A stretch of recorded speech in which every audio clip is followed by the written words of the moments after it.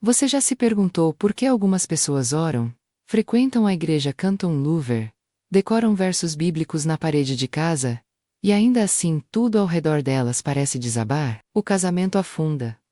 As finanças escorregam pelos dedos, os filhos se perdem. A saúde vai embora sem explicação. E a pergunta que ninguém tem coragem de fazer em voz alta é essa: onde está o poder que deveria proteger? Eu sei a resposta. Não porque li em um livro, não porque ouvi em uma pregação.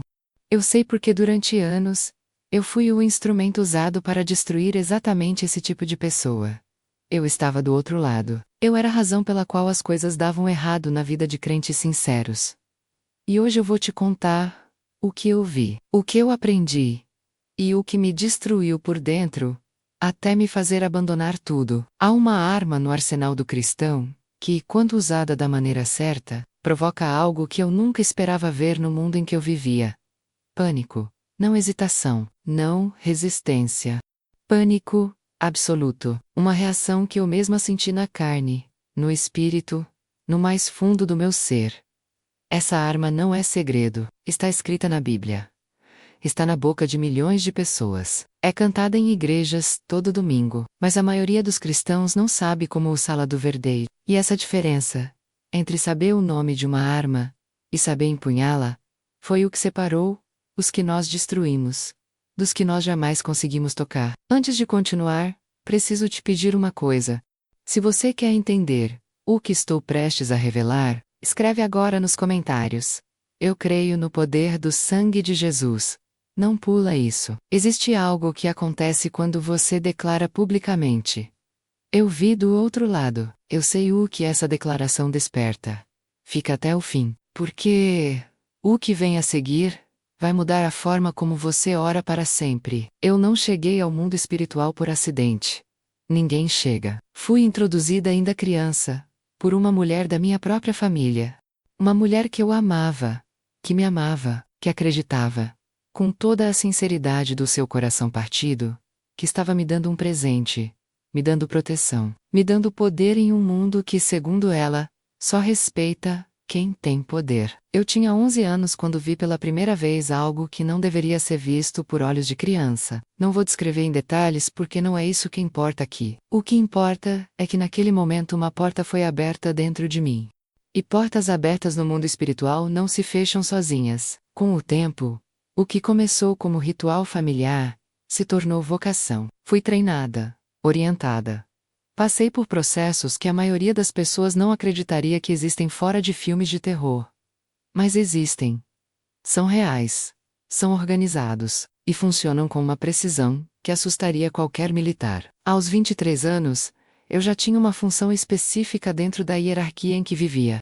Não era simplesmente alguém que fazia trabalhos por dinheiro. Eu era o que meus superiores chamavam de analista de vulnerabilidades. Em linguagem simples, eu estudava pessoas crentes, especificamente, observava seus hábitos, suas rotinas, seus pontos fracos, e com base nessa análise, eu determinava quais eram protegidos e quais podiam ser destruídos. Fiz esse trabalho por mais de 12 anos.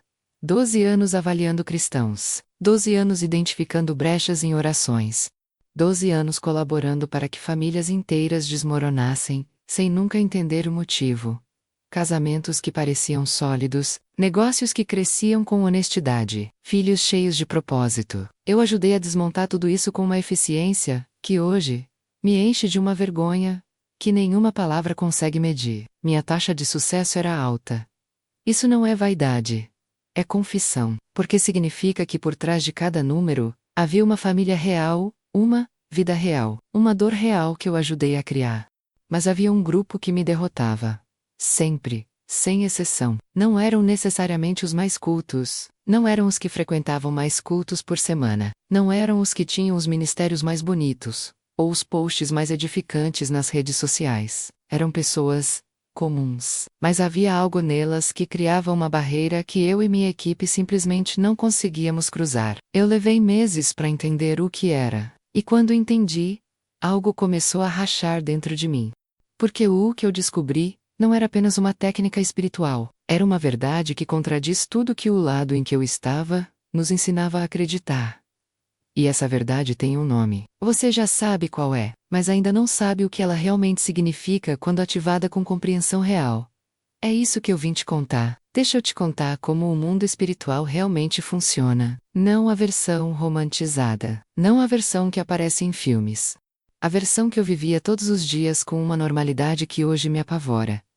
O mundo espiritual é organizado, tem hierarquia, tem cadeia de comando, tem protocolos, relatórios, estratégias e metas. Quando eu digo que avaliava cristãos, não estou falando de algo vago ou intuitivo. Estou falando de um processo estruturado, com etapas definidas, critérios claros e resultados esperados.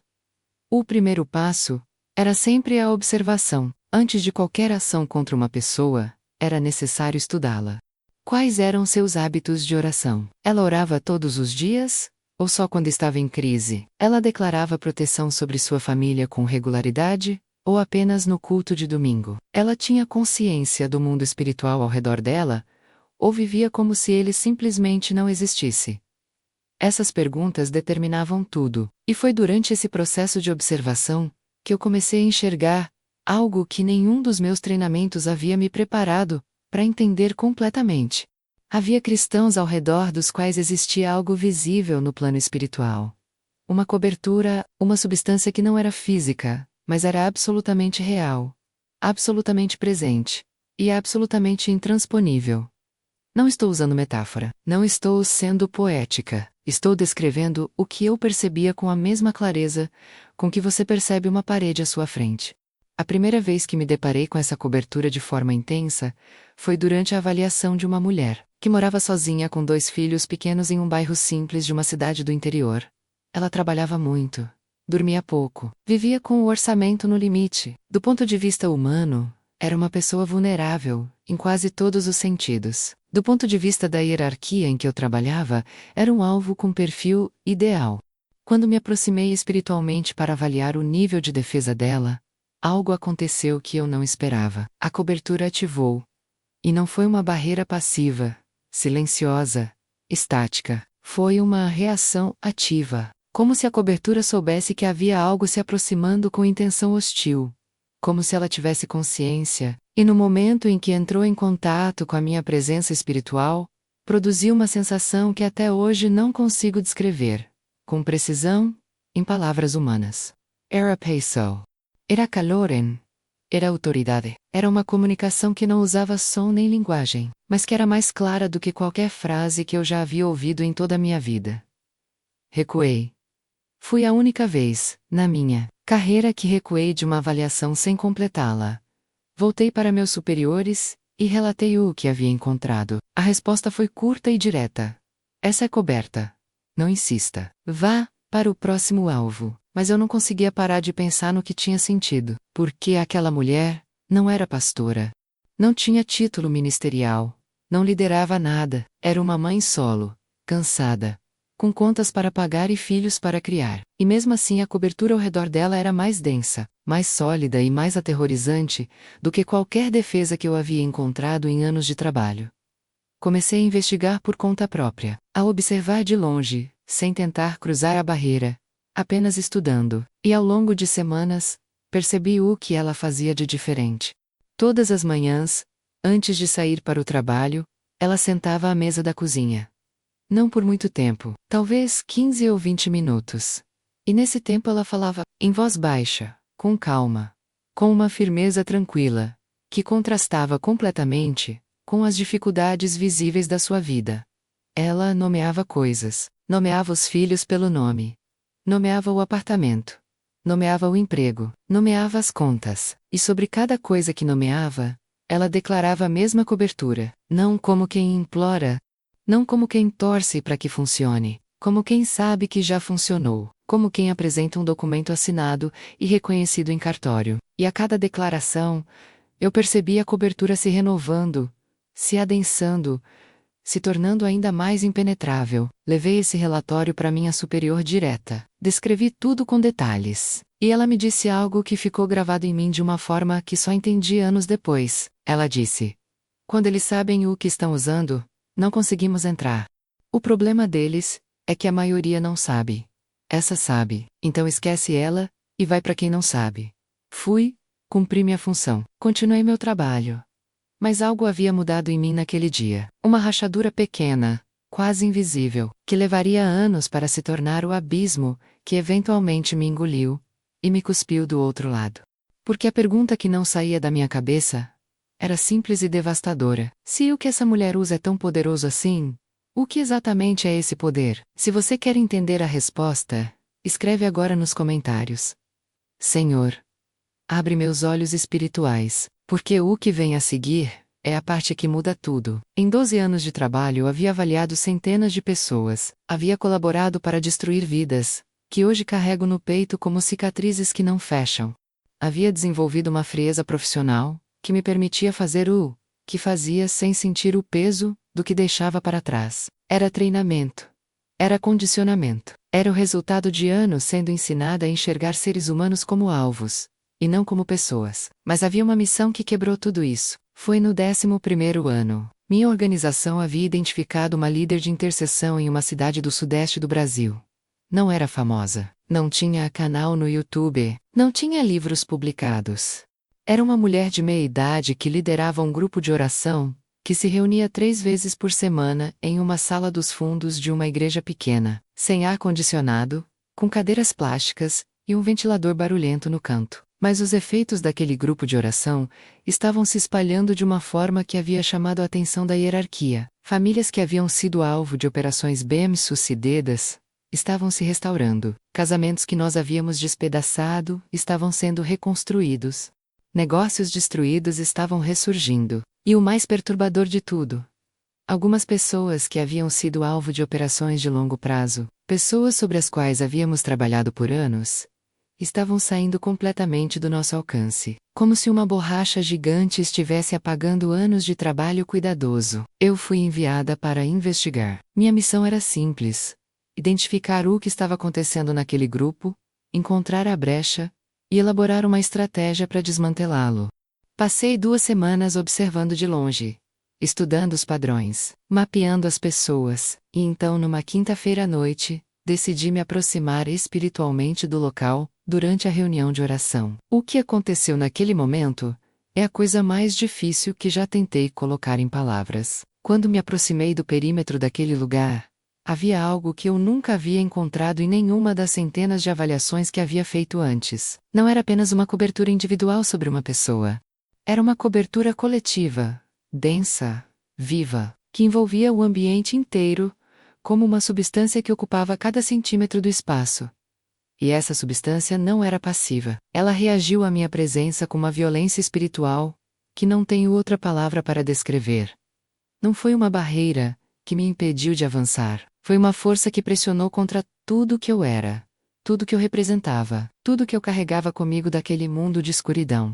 Como se cada camada da minha identidade espiritual estivesse sendo radiografada, exposta e confrontada com uma verdade que eu não tinha como refutar. Recuei, instintivamente. E nesse momento ouvi, não com ouvidos físicos, mas com uma clareza que superava qualquer som físico que eu já havia experimentado. O que estava sendo declarado lá dentro era um grupo de talvez 20 pessoas. Algumas idosas, algumas jovens, uma adolescente no canto. Um homem de terno surrado que claramente havia saído direto do trabalho. Pessoas comuns, cansadas, humanas, e elas estavam declarando o sangue de Jesus, não cantando sobre ele, não citando versículos sobre ele de memória. Declarando, nomeando situações específicas. Nomeando pessoas pelo nome. Nomeando cidades, nomeando famílias, e sobre cada coisa nomeada, aplicando a cobertura do sangue com uma autoridade tranquila e absoluta que fazia a substância ao redor daquele lugar pulsar, como algo vivo. E então a líder do grupo, aquela mulher de meia-idade que havia sido meu alvo original, fez algo que travou tudo dentro de mim. Ela começou a declarar o sangue de Jesus retroativamente, sobre danos já feitos, sobre anos já perdidos, sobre destruição já instalada. Ela não estava pedindo proteção para o futuro, ela estava aplicando a cobertura sobre o passado, sobre feridas abertas, sobre ruínas já formadas.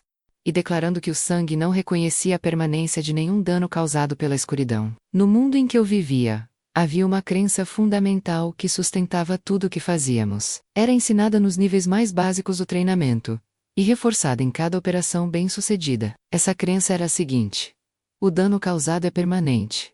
O que quebramos, fica quebrado. O que destruímos, fica destruído. O que bloqueamos, fica bloqueado. A escuridão não devolve o que toma. Era nisso que eu acreditava. Era nisso que toda a minha organização acreditava. Era a base sobre a qual construímos 12 anos de operações. E naquela sala com ventilador barulhento e cadeiras plásticas, uma mulher comum estava declarando que essa crença era mentira. E o mundo espiritual ao redor dela estava respondendo como se ela tivesse razão. Eu senti. Não interpretei, não deduzi. Senti. Havia operações antigas, trabalhos de anos de duração, estruturas cuidadosamente construídas sobre vidas específicas, que aquele grupo havia intercedido. E eu podia perceber essas estruturas sendo desfeitas em tempo real, enquanto as declarações continuavam. Era como assistir a uma construção inteira ser demolida, não por uma máquina barulhenta e violenta, mas por uma substância silenciosa, que simplesmente dissolvia cada tijolo, cada viga, cada fundação, deixando no lugar onde havia ruína apenas espaço limpo.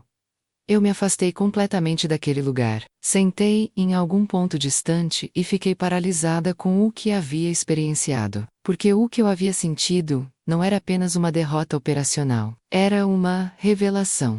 Uma revelação que atacava o núcleo de tudo que eu havia sido ensinada a crer. Se o sangue de Jesus podia reverter danos já feitos, podia desfazer contratos já firmados, podia restaurar o que havia sido roubado anos ou décadas atrás. Então tudo que eu havia construído em 12 anos de trabalho era temporário. Tudo. Cada destruição, cada bloqueio, cada vida que eu havia ajudado a desmontar, temporário. Desfazível por uma mulher comum com 20 pessoas em volta dela, declarando um nome que eu havia sido treinada a temer, mas nunca havia sido honesta o suficiente comigo mesma para entender por quê. Fui incapaz de completar meu relatório naquela noite. Pela primeira vez em 12 anos, sentei diante dos meus superiores e não tinha palavras. Não tinha estratégia. Não tinha análise. Tinha apenas o peso do que havia sentido. E uma pergunta que queimava em mim, com uma intensidade que eu não sabia como apagar. Se o lado em que eu estava podia ser desfeito assim, com essa facilidade, por pessoas comuns usando uma arma que estava disponível para qualquer um.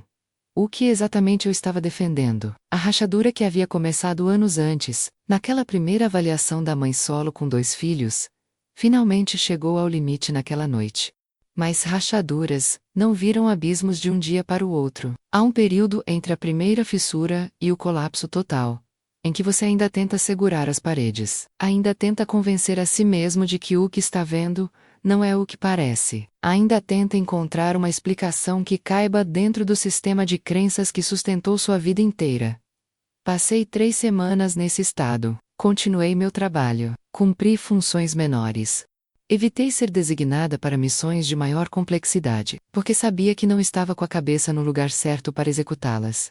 No mundo em que eu vivia, demonstrar hesitação era perigoso. Fraqueza era uma vulnerabilidade que os próprios colegas exploravam. Então aprendi a esconder o que estava acontecendo dentro de mim com a mesma habilidade que havia usado durante anos, para estudar as fraquezas dos outros. Mas havia uma coisa que eu não conseguia parar de fazer. Eu continuava observando cristãos, não para avaliá-los como albos, para estudá-los de outro ângulo, com uma pergunta diferente. Não mais onde está a brecha, mas o que eles sabem que eu não sei. E quanto mais eu observava, mais uma verdade ia se tornando impossível de ignorar. Os cristãos que viviam com uma cobertura real, impenetrável, densa, não eram os que tinham vidas perfeitas. Não eram os que nunca sofreram. Muitos deles haviam passado por destruições terríveis. Perdas que partiriam qualquer coração. Situações que do ponto de vista humano não tinham saída. Mas havia algo na forma como eles se posicionavam diante dessas situações que era radicalmente diferente de qualquer coisa que eu havia visto em 12 anos de observação profissional. Eles não suplicavam como quem não tem certeza de que será ouvido. Eles declaravam como quem já tem a resposta em mãos e está apenas apresentando o documento. E o mundo espiritual ao redor deles respondia de acordo. A virada final aconteceu de uma forma que eu jamais poderia ter planejado ou previsto. Havia uma senhora que eu havia começado a observar por conta própria, fora de qualquer missão oficial. Ela morava em um apartamento pequeno, em um bairro movimentado. Tinha cabelos brancos, andava devagar. Carregava uma Bíblia, gasta que claramente havia sido lida e relida, até as páginas perderem a firmeza. Ela não sabia que eu existia, não sabia que havia alguém a observando. E mesmo assim, to-dos ou teias, na mesma hora, ela sentava perto da janela e começava a declarar. Numa tarde, enquanto eu a observava espiritualmente de longe, ela fez algo diferente do que havia feito nos outros dias. Ela parou no meio da declaração, ficou em silêncio por um momento, e então disse uma frase que não era direcionada a nenhuma situação específica. Era uma declaração sobre o sangue em si, sobre o que ele é, sobre o que ele representa, sobre a autoridade que ele carrega, não como memória de um evento passado, mas como realidade presente e viva. E no momento em que ela disse aquela frase, algo aconteceu no plano espiritual que eu observava. A cobertura ao redor dela não apenas se adensou, ela se expandiu, ultrapassou as paredes do apartamento, ultrapassou o andar, desceu pela fachada do prédio, se espalhou pela calçada, pelo quarteirão. Como se uma única declaração feita com compreensão real tivesse o poder de alterar a atmosfera espiritual de um espaço físico inteiro. Eu estava dentro desse raio, e o que aquela cobertura fez quando me alcançou não foi me machucar, não foi me atacar, não foi me expulsar com violência. Foi me mostrar, em uma fração de segundo que continha mais informação do que 12 anos de treinamento. Eu entendi o que o sangue de Jesus realmente é no plano espiritual. Não um símbolo, não uma metáfora teológica, uma realidade viva, ativa, presente, que carrega em si mesma o registro completo e permanente de uma vitória, que não tem apelação, não tem revisão, não tem prazo de validade. E eu entendi, com uma clareza que varreu cada justificativa que eu havia construído ao longo de 12 anos, que eu havia passado toda a minha vida adulta, lutando contra algo que não podia ser derrotado. Não fui para uma igreja naquela noite. Não tinha como... Não era o tipo de pessoa que entra em uma igreja, mas fui para o único lugar onde consegui pensar. Um banco de praça vazio, tarde da noite, com a cidade barulhenta ao redor, e um silêncio estranho dentro de mim que eu não sabia nomear. E lá, sem testemunha, sem pastor, sem altar, sem música, sem ninguém me orientando, eu disse as únicas palavras que encontrei. Eu disse: eu não quero mais estar do lado errado. E então, sem saber direito o que estava fazendo, sem ter certeza de que funcionaria para alguém como eu, depois de tudo que eu havia feito, eu pedi. Pedi que o sangue de Jesus me cobrisse. O que aconteceu nos segundos seguintes não tem explicação racional. Mas vou tentar descrever da forma mais honesta que consigo. Cada conexão que eu tinha com a hierarquia em que havia vivido por 12 anos cortou. Não gradualmente. Não ao longo de dias ou semanas. Como se fios invisíveis que haviam estado presos em mim desde os 11 anos de idade, fossem cortados simultaneamente por algo que não negociou, não pediu permissão, não aguardou o momento certo. E no lugar onde havia esses fios, havia algo que eu não tinha vocabulário para nomear naquele momento, mas que hoje, anos depois, consigo chamar pelo nome correto: liberdade. Não a liberdade que eu pensava conhecer, não a sensação de poder que o mundo em que eu vivia chamava de liberdade. Uma liberdade real, limpa, silenciosa, que não precisava de nada para se sustentar, porque ela mesma era a sustentação. Chorei por horas naquele banco de praça. Não de tristeza, não de medo, de algo que não encontro palavra melhor para descrever do que alívio. O tipo de alívio que só existe quando você carregou um peso por tanto tempo que esqueceu que estava carregando, e de repente ele vai embora, e você sente nos ombros a ausência de algo que havia se tornado parte de você. Os primeiros meses foram difíceis. A organização que eu havia deixado não aceita saídas em silêncio. Houve pressão, houve ataques, houve noites em que eu acordava com um peso no peito que eu reconhecia, porque havia ajudado a colocar esse mesmo peso em outras pessoas. Mas todas as manhãs eu fazia a única coisa que havia aprendido a fazer do lado de fora. Declarava o sangue de Jesus sobre cada área da minha vida.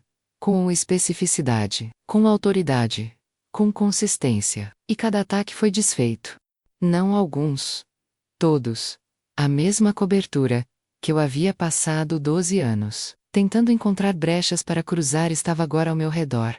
E eu sabia melhor do que ninguém o que isso significava. Se você está assistindo isso, e sente que há áreas da sua vida que nunca se restauram, que há padrões que se repetem sem explicação, que há algo invisível travando o que deveria andar, eu preciso te dizer o que aprendi na pior escola possível. Não é definitivo, não é permanente, não é irreversível. O sangue fala mais alto do que qualquer dano já feito. Compartilhe esse testemunho agora com alguém que está no limite, alguém que já quase desistiu, alguém que precisa saber que o que foi quebrado pode ser restaurado. Porque o que eu vi acontecer com outras pessoas durante 12 anos de observação, e o que aconteceu comigo naquele banco de praça, prova que não existe ruína grande demais para o que o sangue de Jesus pode desfazer. Agora eu preciso te ensinar algo prático. Porque testemunho sem aplicação é emoção sem transformação. E eu não vim aqui para te emocionar. Vim para te armar. Vim para te dar o que eu vi funcionar do lado de dentro. Durante 12 anos, observando com olhos treinados para encontrar fraquezas em defesas espirituais. Tudo que vou te dizer agora vem dessa experiência. Não é teoria, é o que eu vi separar os que eram destruídos dos que eram intocáveis. A primeira coisa que precisa mudar é a forma como você declara. Existe uma diferença enorme entre mencionar o sangue de Jesus e aplicar o sangue de Jesus. Essa diferença não está no volume da voz, não está na duração da oração, não está em quantos versículos você cita antes ou depois, está na especificidade e na autoridade com que você faz a declaração. Quando eu avaliava cristãos, o que determinava a densidade da cobertura deles não era a quantidade de palavras que usavam, era a precisão. Os que eram intocáveis nomeavam tudo. Não diziam apenas cubra minha família. Diziam o nome de cada filho do cada cônjuge, de cada situação específica dentro daquela família. Não diziam apenas cubra minhas finanças. Nomeavam a fonte de renda, o negócio, o emprego, cada área específica onde o dinheiro entrava e saía. Por que isso importa no plano espiritual? Porque uma declaração geral cria uma cobertura geral, e cobertura geral tem bordas. Tem regiões menos definidas, tem espaços onde a atenção não chegou, e a declaração não selou. E esses espaços são exatamente onde operativos treinados buscam entrada. Não forçando o centro da cobertura, trabalhando nas margens, nos detalhes não nomeados, nas áreas que a pessoa cobriu de forma ampla, mas não selou com especificidade. Uma declaração específica não tem margens abertas. Cada coisa nomeada é cada coisa selada. E selada não tem brecha. Então começa hoje. Senta, respira e nomeia. O nome do seu filho. O nome do seu cônjuge. O endereço da sua casa. O nome da sua empresa ou do seu empregador. A conta bancária. A sua SOR, cada área específica da sua vida que você quer ver coberta, e sobre cada uma, declara com a firmeza de quem sabe que o preço já foi pago, e a cobertura já está disponível. Você não está pedindo, está aplicando o que já foi conquistado. A segunda coisa é a consistência. Em 12 anos de operações, o momento em que mais conseguíamos penetrar defesas de cristãos, que haviam sido difíceis de alcançar, não era durante as crises. Era durante as temporadas de paz, quando a vida estava indo bem, quando o salário chegava em dia, o casamento estava tranquilo, os filhos estavam bem. Nesses momentos, a maioria dos crentes relaxava naturalmente a disciplina espiritual. As declarações ficavam mais curtas, mais genéricas, menos frequentes. Às vezes desapareciam por dias seguidos, e era exatamente aí que a operação era planejada e executada. Não durante a crise. Antes dela. Na paz que antecede a tempestade que nós mesmos estávamos preparando. Chamávamos isso internamente de janela de conforto. E ela tinha uma taxa de sucesso assustadora, porque o crente que ora desesperadamente na dificuldade, mas relaxa na bonança, está, essencialmente, dizendo ao mundo espiritual que sua cobertura é condicional, que depende de como ele está se sentindo, que tem horário de funcionamento. Os intocáveis não tinham janela de conforto, declaravam na crise e na bonança, no choro e na celebração, quando sentiam necessidade e quando não sentiam, porque haviam entendido que o mundo espiritual não tira férias, e que a melhor hora para reforçar uma defesa é antes de precisar dela. Faz disso um hábito tão natural quanto escovar os dentes, manhã e noite, com a vida em crise ou com a vida em paz, com ânimo ou sem ânimo. Declare o sangue sobre cada área específica da sua vida, antes de sair de casa e antes de dormir. Não porque você está com medo, porque você entende que proteção constante não é paranoia, é sabedoria.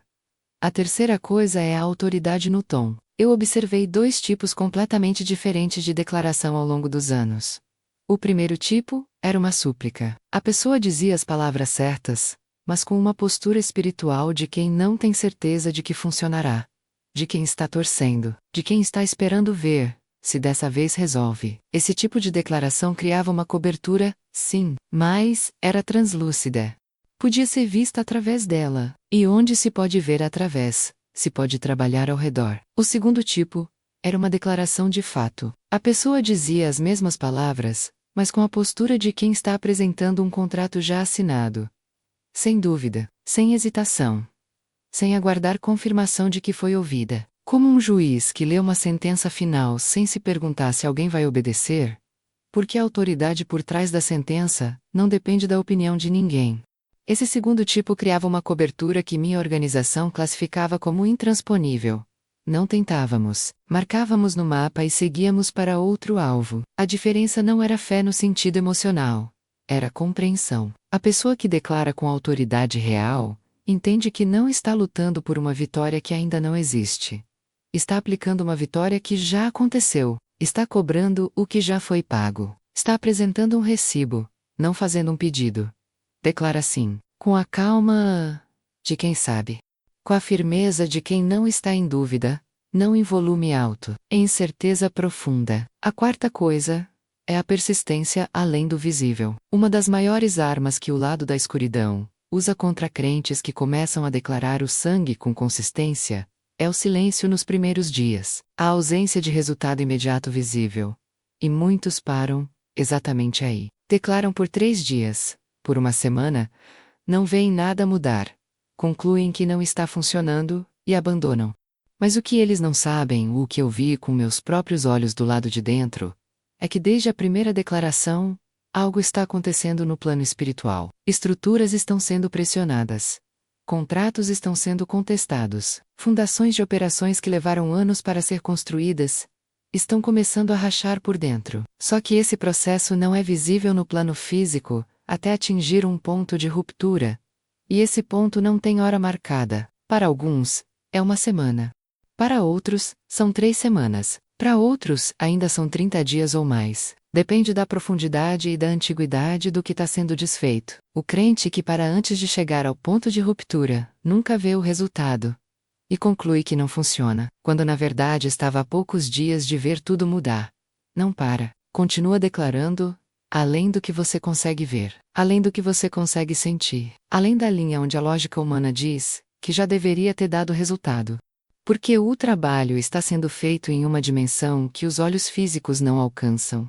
E o resultado, quando vier, não será gradual. Será uma ruptura, uma virada, uma reversão que chegará de repente e mudará em dias o que havia anos construído. A quinta coisa é a aplicação retroativa. Essa foi a que mais me perturbou, quando a observei pela primeira vez. E é a que mais precisa ser ensinada, porque quase nenhum crente sabe que existe. O sangue de Jesus pode ser declarado sobre o passado, sobre danos já feitos, sobre anos já perdidos, sobre destruição que já aconteceu, e que a maioria das pessoas aprendeu a aceitar como parte permanente da sua história. Não é permanente. Declara o sangue especificamente sobre o que já foi roubado, sobre o casamento que já quebrou, sobre o negócio que já fechou, sobre os anos que já passaram em bloqueio, sobre a saúde que já foi embora, sobre o filho que já se afastou no meia. Específica. E declara que o sangue de Jesus cobre aquele dano, aquela perda, aquele período roubado, e que nada do que a escuridão construiu sobre a sua história tem caráter permanente diante do que foi conquistado na cruz. Porque o sangue não tem data de validade, não respeita o calendário humano, não reconhece o argumento de que já passou tempo demais. Já passou demais para quem? Para uma cobertura que existia antes do tempo começar, e que continuará existindo depois que ele acabar. Não existe passado antigo demais para ser alcançado. Aplica o sangue para trás para as rises, para gerações que vieram antes de você e abriram portas que você nem sabe que existem, para os acordos que ninguém na sua família lembra de ter feito, para os padrões que se repetem há décadas sem explicação. O sangue alcança tudo isso. Tudo, sem exceção. Sem limitação de tempo. Escreve agora nos comentários. Eu não vou desistir da oração, porque persistência é o que separa os que chegam ao ponto de ruptura dos que param um dia antes de ver tudo mudar. Eu passei 12 anos do lado errado dessa guerra, 12 anos acreditando que o que destruíamos era permanente, que o que bloqueávamos ficava bloqueado, que o que quebrávamos não tinha conserto, que a escuridão tinha a última palavra sobre a vida das pessoas que ela tocava. Estava profundamente, completamente e irrevogavelmente errada, e a prova disso não é a minha opinião, é a minha própria história.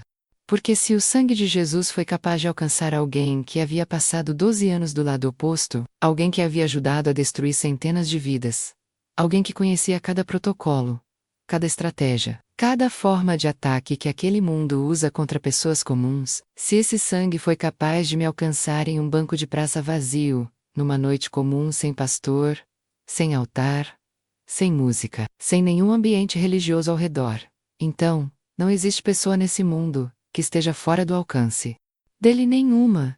Não importa o que você fez, não importa o que foi feito contra você, não importa quantos anos de dano se acumularam sobre a sua vida, não importa quantas gerações de padrões quebrados vieram antes de você, não importa o tamanho da ruína que você está olhando agora. O sangue fala mais alto, sempre falou, sempre falará. O que eu vim te entregar hoje não é um ensinamento novo. É uma arma antiga sendo colocada nas suas mãos, com instruções de uso, que a maioria das pessoas nunca recebeu. Especificidade. Consistência. Autoridade. Persistência. Aplicação retroativa. 5 formas de transformar uma declaração comum em uma cobertura que o próprio inferno não consegue cruzar. Eu vi isso funcionar em centenas de pessoas que nem sabiam que estavam sendo observadas. Pessoas comuns, cansadas, com problemas reais, e vidas imperfeitas, que descobriram, muitas vezes sem entender completamente o que estavam fazendo, como usar o que tinham disponível com uma compreensão suficiente para tornar suas vidas intocáveis, e eu vi o outro lado recuar, diante disso repetidas vezes, não com relutância, com reconhecimento, com a resignação de quem sabe que encontrou algo que não tem resposta, não tem contorno, não tem protocolo capaz de superá-lo. O sangue de Jesus não é uma religião, não é uma tradição, não é um costume cultural passado de geração em geração, dentro de uma denominação. É uma realidade viva, ativa, presente, que opera no plano espiritual, com uma autoridade que não depende de como você está se sentindo, de quantos anos você é cristão, de quantas vezes você falhou, de quão grande parece o problema à sua frente. Depende apenas de uma coisa: se você sabe o que está usando quando o declara. Agora, você sabe. E esse conhecimento tem um peso, porque quem sabe tem responsabilidade. Responsabilidade de usar, responsabilidade de persistir, responsabilidade de não desperdiçar o que está disponível por falta de compreensão ou por falta de consistência. Não sai daqui e faz isso por 3 dias, não sai daqui e declara uma vez com entusiasmo, e depois volta para a mesma rotina de antes. Sai daqui com uma decisão. Uma decisão simples, clara e permanente. De que a cobertura sobre a sua vida, sobre sua família, sobre suas finanças, sobre sua saúde, sobre seu destino, não vai depender mais de como você está se sentindo, ou de quão intensa parece a ameaça. Vai ser diária. Vai ser específica. Vai ser autoritativa, vai ser persistente, e vai alcançar tudo que já foi perdido com a mesma força com que protege o que ainda está de pé, porque o sangue não escolhe entre o passado e o futuro, ele cobre tudo. Agora preciso te pedir 3 coisas antes de você sair daqui. A primeira é uma declaração. Escreve agora nos comentários. O inferno treme quando eu oro. Não como frase bonita, como posicionamento. Como a primeira declaração específica e autoritativa que você faz depois de tudo que ouviu hoje, escreve agora. A segunda é um gesto. Pega esse vídeo e manda para uma pessoa agora. Não amanhã. Agora, você conhece alguém que está no limite. Alguém que perdeu a esperança de que algo na vida dela pode mudar. Alguém que está aceitando a destruição como se fosse permanente. Manda para essa pessoa, porque o que mudou a minha vida não foi uma pregação em um estádio. Foi uma observação silenciosa de pessoas comuns, usando uma arma comum da forma certa. E às vezes tudo que uma pessoa precisa é alguém que manda uma mensagem dizendo: assiste isso. A terceira é uma decisão de continuidade. Se inscreve no canal e deixa o like agora. No, poor man. Porque o que eu trouxe hoje é parte de uma série de revelações que ainda estão por vir. Há mais coisas que eu observei durante 12 anos que precisam ser ditas. Há estratégias específicas que o mundo espiritual usa contra famílias, contra finanças, contra destinos, que a maioria dos crentes não conhece, e que eu vim desmontar uma por uma. E você precisa estar aqui quando isso chegar. Que o sangue de Jesus cubra cada área da sua vida a partir de hoje. Que cada estrutura erguida contra o seu destino seja desfeita. Que cada porta aberta por gerações anteriores seja selada agora. Que cada dano já feito encontre no sangue a única resposta que ele não tem como refutar. Eu fui do lado que ataca para o lado que é coberto. E posso te dizer com a autoridade de quem conheceu os dois lados dessa guerra, que não existe lugar mais seguro no universo inteiro do que dentro dessa cobertura. Entra, fica, declara, e não para mais.